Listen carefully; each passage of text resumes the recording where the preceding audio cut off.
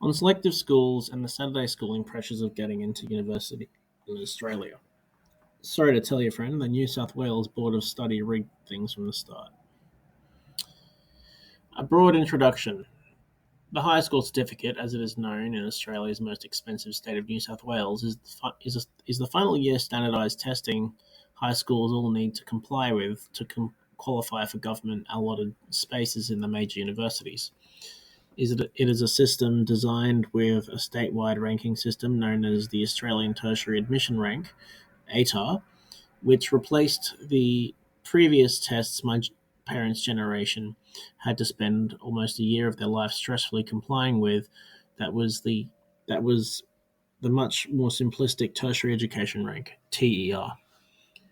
As the demand for higher education associated degrees and the hunger of corporatised neoliberal universities grew, one had to compete for the right to have a government loan place in a competitive course against reserved seating dedicated to a revolving permanent population of almost 2 million international students nationally, which in effect don't need to go through any of the comparable entry testing requirements because they pay their way through university on the emerging economy oligarch money of their tax dodging parents. As an aside, there are a lot of videos on this topic, but I can link the following one from the perspective of a popular ex-Muslim second-generation immigrant Australian YouTube personality, The Mass Immigration Crisis of Australia by the Cyberpunk Dingo. I also partly based this assessment off repeated anecdotal stories I heard of the number of apartments bought in Sydney by mainland Chinese investors, which had the widely anecdotally common story of bidding one another's boomer parents' suburban family home for around 1 or 2 million above what the market rated it if by chance two cashed up Chinese millionaire class investors had their eye on the same land plot and started a bidding war. Or the fact that suburbs such as Hurstville in Sydney's south used to be describable centres of Italian, Greek, and Bulgarian, otherwise known as North Macedonian community heritage, but were then forced out of these suburbs over the last 10 to 15 years by Chinese investors who wanted their suburban land plots. Now, one friend with strong, proud, good Greek boy views once said to me, "Bro, I saw a white bogan on the train and I actually felt excited. This is the absolute state of my area in Sydney." That was a slight exaggeration, and my accent sounded a little bit Lebanese, but I'm a bit tired, so just take that to a side. Economically rigged from the start. To successfully squeeze into a government allotted reserve seating within the universities of one of your own home country, one in my generation needs to be born with a strain of autism leading itself well to formulaic and methodical thinking, or be born into the upper echelons of Australia's high-achieving immigrant intelligentsia, such as the Ashkenazi Jewish, Chinese, or an affluent Indian provincial variety, such as Punjab, Kerala, or Gujarat. To score on this front would mean having highly disciplined and somewhat social life depriving parents who would then send you to Saturday school if they could, and then whisk you away the next day to sport or creative instrument lessons the next, so they could prop you up to their friends and extended family. In the picture, the first picture seen in the article, it shows a typical advertisement for a large-scale $1 million weekend HSC tutoring industry type business in the affluent immigrant intelligentsia suburbs such as Hurstville and Chatswood. If you were lucky enough, you might even get a government-subsidised leg up if your parents couldn't afford private schooling fees, and you would be accepted into the semi-public quasi-government Marx Factory, selective school system, as it's really called, following a test when you were around 11 to 12 years old. There's already 1 million opinion articles and papers released each year piled on top of one another decrying how unequal Australia has been since it inherited the private schooling system and only further entrenched it with this type of quasi-government support. Each year, you got piece after piece throwing eggs at at the lack of funding for refugee and Aboriginal dense suburbs and rural towns where youth gang violence, truancy, and drugs have been a historical commonplace.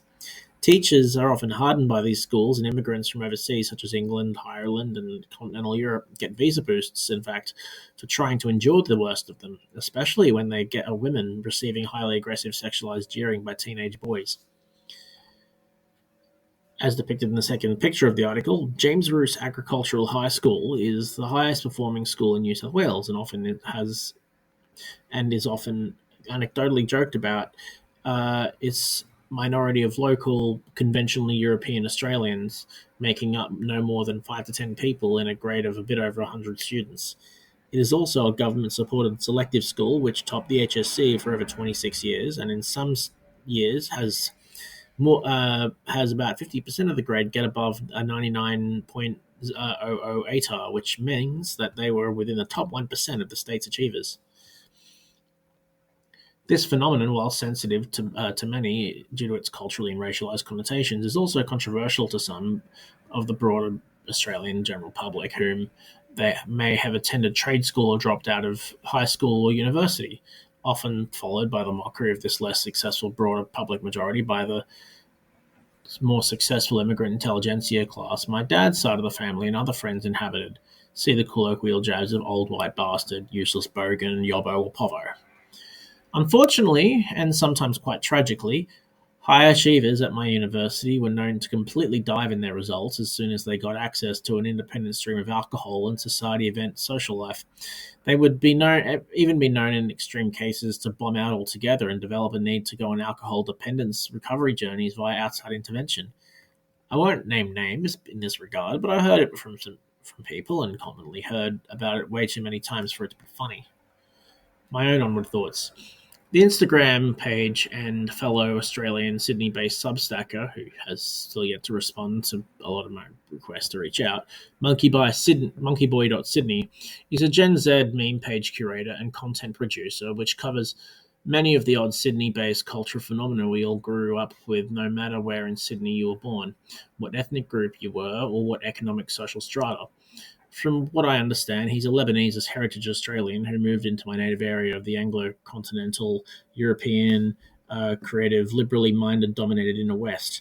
Nonetheless, he will still skewer us with the same for our subtextual snobbery and pretentiousness with memes, two of which I've included in the article. First one being monkeyboy.sydney, located at Core Active Pilates Studio. Sick days with an ABC mum. Is a picture of some picture, from TV shows, notable Australian TV shows in the 2000s. So one called BTN, which was Behind the News. Look that one up. Sponsored by the government broadcaster. Very good. Ready, Steady, Cook. Just some daytime TV cooking program on, commercial free-to-air TV called, Channel 7. And then they also stream general questions in Parliament, the most boring part of Parliament called Question Time. And it's depicting, an old boomer mum who lives in the inner city in the West. And she, when you're sick, she'll ban you from playing video games. She'll serve you chicken soup, which is way too bland for what you like, and will make you watch really, really boring TV shows and always want you to learn new content. It's a real thing. Trust me. And then the second one is the SBS mum, who's basically like the ABC mum, but the SBS is partially funded by the government and the ABC is fully funded by the government. And the SBS is part of the European Broadcasting Corporation, and that's hence why we get to participate in Eurovision, because we show a lot of European shows to European minorities who came here, and like Serbians and Croatians, Italians, and there's this whole community that was set up before like half of Asia basically showed up. Well, that's a joke on my part, but they also do Asian programming. But what I'm trying to say here is that this thing had been set up by Whitlam in the 70s. I'm going off the cuff here, but it's been set up. It was set up by Whitlam in the 70s for ethnic minority Europeans who were brought in under Chifley, who my grandparents came through, and there's that whole SBS generation that I kind of grew up with was basically like European-based programming, European films, European Eurovision, all this other kind of stuff, and the SBS mum is this my mum wasn't like that, but she was close to that. It's this whole idea of rub this stuff on your neck or something. Rubbing Tiger Balm on your neck instead of trusting Panadols. I mean, mum didn't do that, but it's a thing. I know you're 9 years old, but I'm sure you'll appreciate and benefit from this $40 bath bomb. Yeah, a lot of these kind of SBS parents love that sort of stuff. Go to the local markets, buy some expensive bath bomb from some person who's a second year or uni student or some uni flunk or, just graduated uni, hasn't found a job and been selling this stuff at the market. So, good on them. And, hey, that really bitter herbal tea you really hate? Yeah, I made you some. It'll do you wonders. Yeah, so there's this whole thing with, they all love fucking herbal tea. But luckily, mum doesn't do that. But she still, you occasionally get that kind of stuff. So, it's just hippie culture in Sydney's and New South Wales, especially from that Byron Bay kind of Bundeena region as well. It's really crazy near the coasts. He was interviewed, just to continue, he was interviewed by the now much thinner and digital content focused Sydney Morning Herald, which is known as otherwise the poor man's New York Times in my view, which surprisingly gave a good summary as to what Generation Z people think for readers in Generation X and Boomer generations. If you can get by the silly eye-rolling daggy wit of Australian Boomer journalism, I'd definitely give it a read. All in all, there's a reason a lot of Generation Z are as sarcastic, laid in irony, and cynical as we are. It's because we have high expectations for life based on what the world of success our parents had growing up in booming economies, near endless second opportunities, and much cheaper housing.